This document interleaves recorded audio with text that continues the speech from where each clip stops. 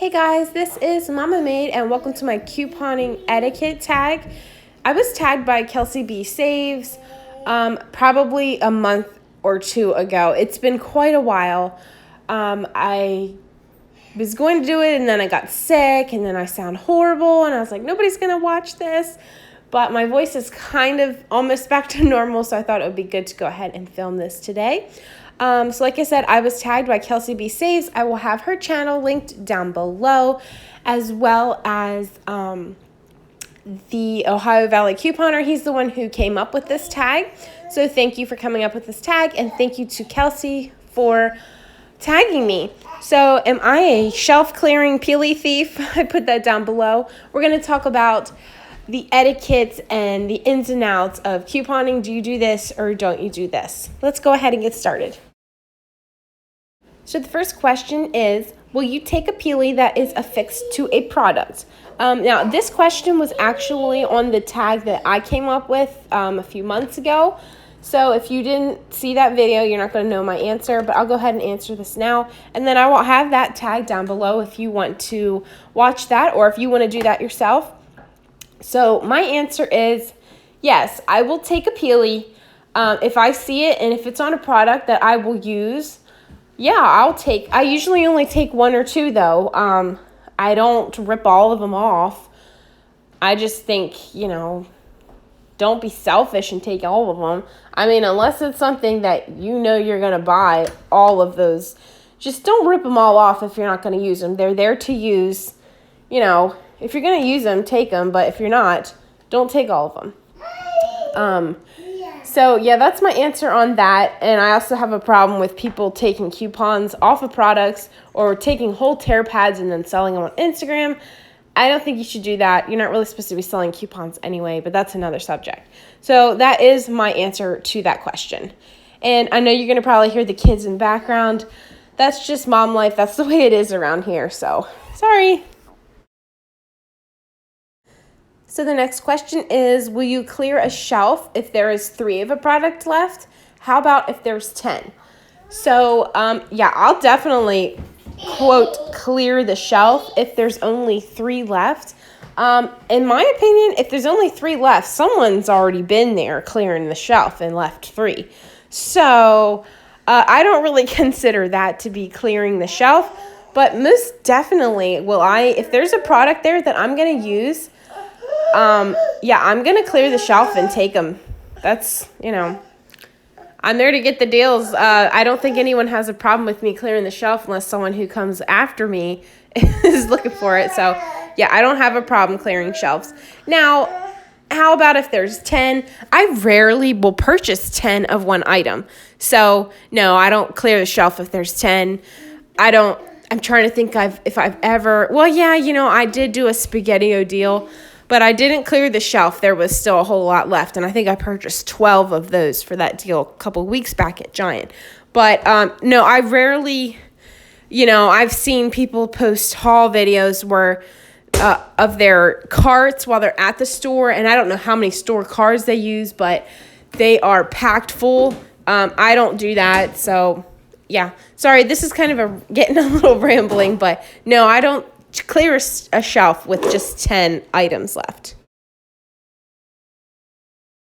Number 3 is, do you follow limits on coupons? Yeah, I pretty much always try to follow the limits on the coupons. Now, this is probably bad on my part.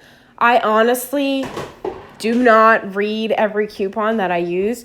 I know I should, but honestly, I don't. Now, when I'm using coupons that I know already have limits and I already know that, like P&G coupons are very strict with limits. It's usually limit 2 and sometimes it's limit 1. So yeah, I'm pretty, I make sure that I'm following those limits when I'm using those coupons. And then like our Suave coupons and Unilever, I guess, are a limit of 2, Garnier, L'Oreal.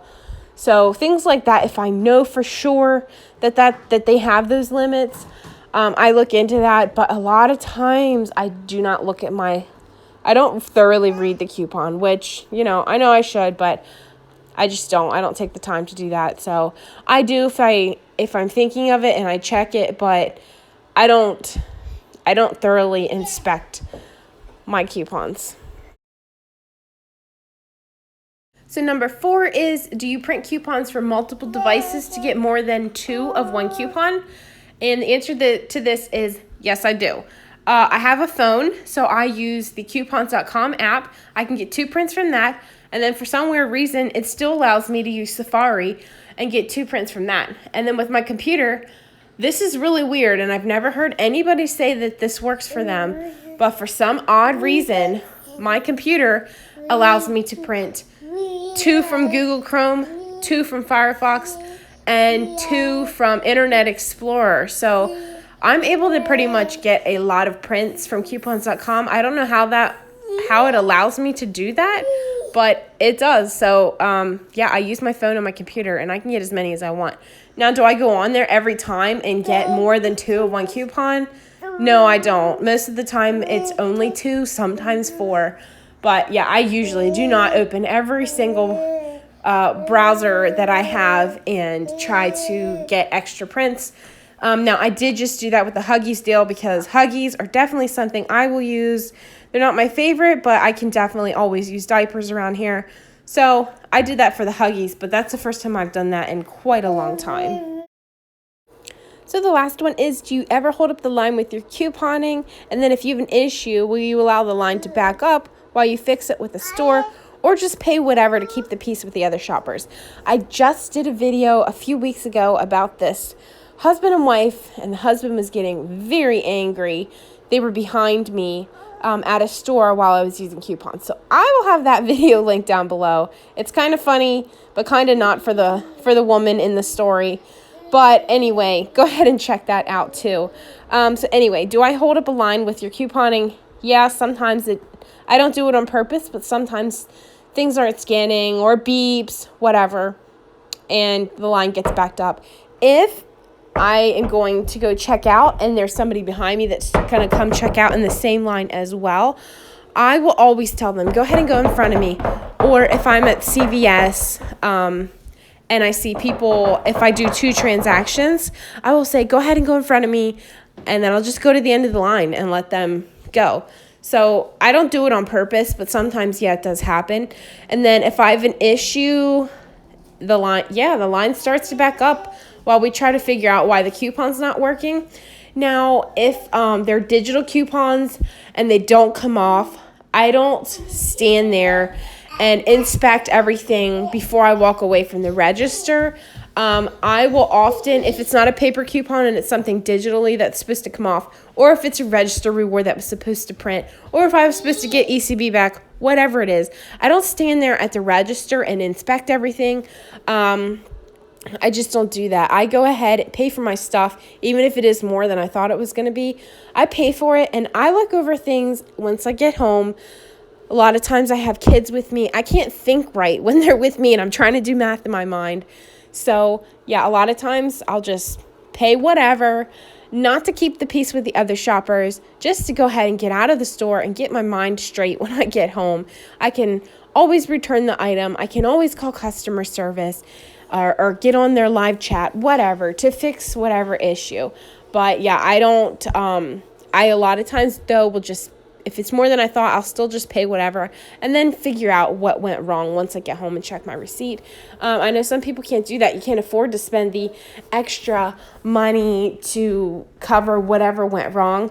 So definitely don't feel bad about if you need to stand there and try to figure out what's going on. But just be aware that does frustrate you. It's frustrating the cashier, and it's frustrating the people behind you if nobody can figure out what's going on. So yeah, I just pay it, and then I'll go home and figure out what went wrong. All right, so now it's my turn to go ahead and tag some people.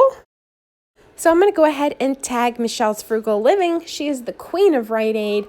Hopefully she watches this video. I know she's a subscriber. Hopefully she watches this video and knows that she's tagged. So I'm going to go ahead and tag her. Go ahead and follow her for all your Rite Aid breakdowns. And then I'm also going to tag Gangsta Wife Coupon Life. She is a Stop and Shop shopper, couponer. Go ahead. I know a lot of you guys are Stop and Shop shoppers, and I shop at Giant, so we do have similar stores, but we're not the same. So go ahead and follow her for some exclusive Stop and Shop deals. I will link her channel down below. So I'm going to tag those two. If you have a YouTube channel and you want to do this video, feel free to consider yourself tagged and let us know down in the comments so everyone can go and check out your videos. So that's it for today's video, and thanks again for tagging me, Kelsey. I will leave her channel down below. And then Ohio Valley Couponer, who came up with this tag, thank you for tagging, or thank you for starting this tag. And I'll see you guys later. Feel free to leave any of your answers down below if you don't have a YouTube channel and you still want to get in on the coupon etiquette tag. Feel free to leave those comments down below. See you guys later.